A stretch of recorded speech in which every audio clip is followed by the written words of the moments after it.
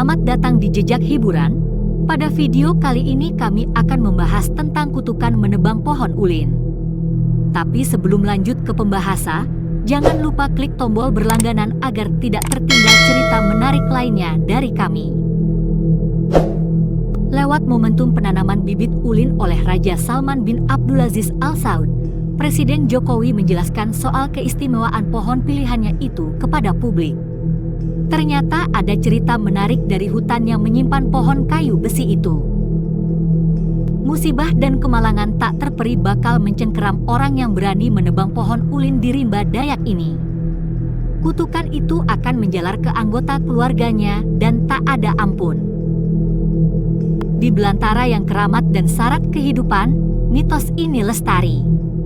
Suatu hari Temanggung Buleng, seorang pejabat dari desa seberang, terpesona oleh pohon-pohon ulin di hutan ini.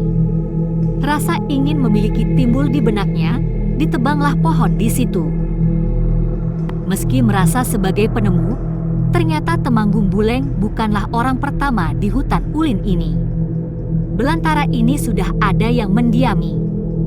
Namun penebangan ulin dilakukan tanpa permisi kepada orang yang menjaga hutan ini. Perang mulut terjadi, keluarlah kutukan kepada Temanggung Buleng dan siapapun yang bertindak seperti dia. Barang siapa yang menebang pohon ini, maka mereka akan kena musibah, atau hal yang buruk akan menimpa keluarganya, kata Edo, salah seorang masyarakat Mungku Baru. Legenda hutan larangan itu membuat pohon yang ditebang orang ditinggal begitu saja sampai lumutan. Orang-orang tak mau mengambilnya karena takut kena tulah. Mitos menjadi pagar bawah sadar, membentengi niatan-niatan brengsek yang muncul dari hati siapapun. Mitos pula yang ikut menjaga hutan adat ulin masyarakat Dayak Ngaju Mungku Baru tetap lestari. Masyarakat Mungku Baru menjaga kelestarian hutan. Ulin tetap aman, kata Edo, yang juga salah satu pengelola hutan adat ulin Mungku Baru. Tapi sayang, ada saja yang tak sopan. Hutan ulin terancam digasak orang-orang tak bertanggung jawab. Kepentingan-kepentingan jahat berpotensi merambah hutan. Pohon ulin, Eusidrosilon zoageri, memang termasuk jenis yang diambang jurang kepunahan. Pohon besi atau pohon tabalien, menurut penamaan masyarakat setempat, punya aneka kegunaan. Keistimewaan kayu ulin adalah keras, tahan lama, dan tahan rayap. Keistimewaan ini juga yang membuat ulin diburu hingga situasi menjadi gawat darurat. Padahal hutan adat ulin ini telah memberi kehidupan, bukan hanya bagi manusianya, tapi juga bagi satwa-satwa, dari babi hutan hingga orang utan. Suatu saat, perempuan Jawa datang ke tanah ini. Siti Maimunah namanya. Dia masuk berbaur dengan masyarakat sejak 2013. Siti sadar betul hutan adat ini perlu dijaga. Saya dulu pernah diantar ke hutan adat oleh sesepuh di sini, ucap Siti. Hutan adat ulin masyarakat Mungku Baru terletak menyeberang Kabupaten Gunung Mas. Luas hutan ini 500 hektar, terdiri dari 400 hektar hutan inti dan 100 hektar hutan penyangga. Ternyata masyarakat setempat juga tidak satu suara dalam menjaga hutan ini. Ada yang ingin mengkonservasi hutan ini, namun ada pula yang ingin mengeksploitasinya. Sebagian masyarakat juga ada yang ingin menjadikan hutan untuk eksploitasi. Bahkan mereka sebenarnya adalah pewaris-pewaris hutan adat, kata Siti. Perempuan kelahiran Wonosobo, 1976, ini tak ingin hutan adat ulin itu rusak. Dia mengambil sikap konservasi.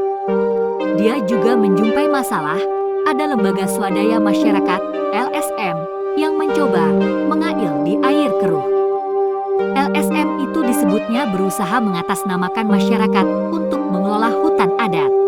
Namun masyarakat sendiri dinilainya saat itu tak terlibat alias pasif saja. Dalam kondisi demikian, masyarakat harus dibangunkan bahwa merekalah sebenarnya pengelola hutan adat itu, bukan pihak lain. Saya mencoba membuka pikiran masyarakat. Kalau yang mengurus bukan kalian, maka ini bukan lagi sebagai hutan adat. Kalau diambil alih LSM, bagaimana jadinya?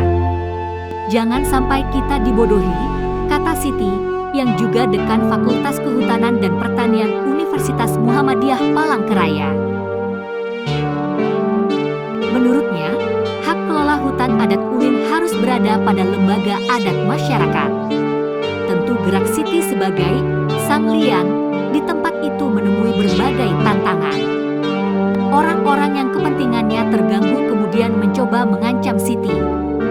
Dia menyebut ada kepentingan mantan pejabat yang kena senggol. Masyarakat setempat juga sempat curiga terhadap Siti. Perempuan berjilbab ini disangka sebagai agen dari gerakan Fajar Nusantara alias Gavatar, suatu kelompok yang dicap sesat. Ibu ini menyuruh kami nanam-nanam berbagai jenis tanaman. Jangan-jangan ibu ini Gavatar. Begitu dulu kata mereka, tutur Siti menceritakan hal yang pernah dialaminya.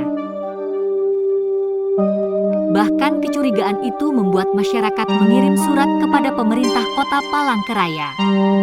Siti hanya tersenyum mengetahui surat itu dari rekannya yang bekerja di Pemkot sembari memberikan bukti bahwa dirinya bukanlah orang sesat. Masalah perbedaan agama dengan masyarakat setempat juga sempat dialaminya.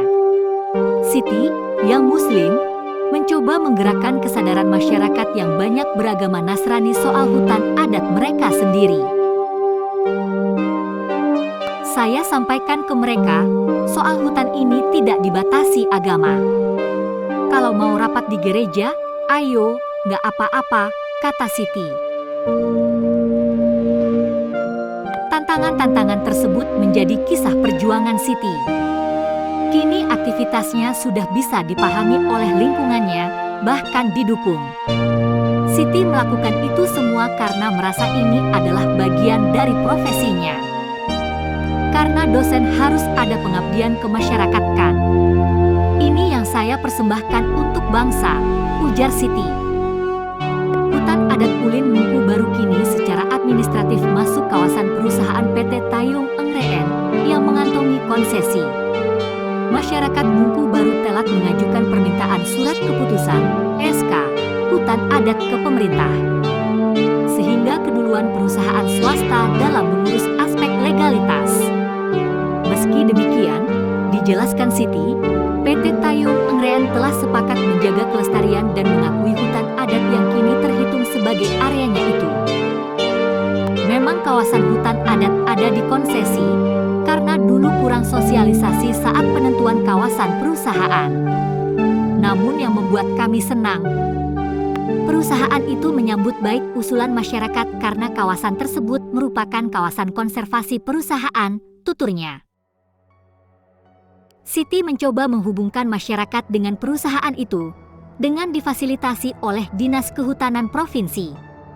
Saat ini, dia mengaku dibantu oleh pihak Kementerian Lingkungan Hidup dan Kehutanan untuk melakukan pendampingan kegiatan sosial dan ekonomi.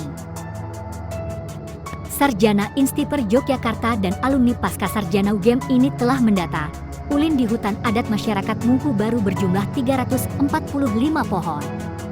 Semai ulin yang muncul secara alami ada sekitar 200 batang. Selain ulin, ada pepohonan yang mengisi hutan ini, antara lain pohon meranti, keruing, pulai, hingga jelutung.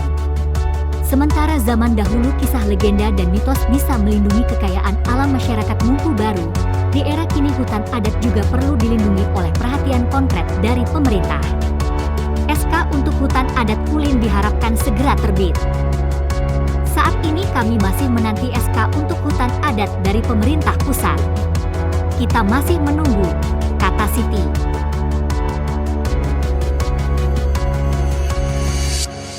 Tetap terus berlangganan channel kami agar tidak tertinggal cerita menarik lainnya dari kami.